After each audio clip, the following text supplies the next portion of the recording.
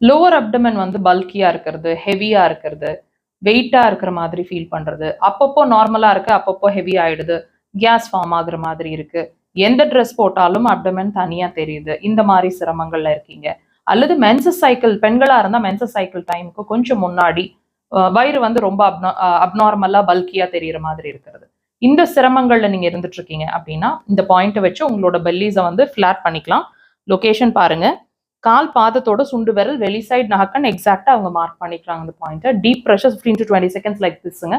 நீங்க என்ன பண்ணணும்னா ஒரு ப்ரெஷருக்கும் இன்னொரு ப்ரெஷருக்கும் முன்னாடி ஒரு 15 செகண்ட்ஸ் நீங்க கேப் கொடுங்க.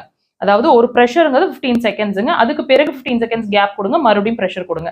ஸோ இந்த மாதிரி 3ல இருந்து 5 முறை ஒரு நாளைக்கு ஒரு செஷன், 3 முறை 4 முறை அப்படிங்கிற மாதிரி ஒரு நாளைக்கு உங்களுக்கு எப்போ டைம் கிடைக்குதோ நிறைய ப்ரெஷர்ஸ் கொடுத்துட்டே வாங்க. First day, second day, third டேல நல்ல டிஃபரன்ஸ் தெரியும். ட்ரை பண்ணிட்டு எப்படி இருக்குன்னு எங்களுக்கு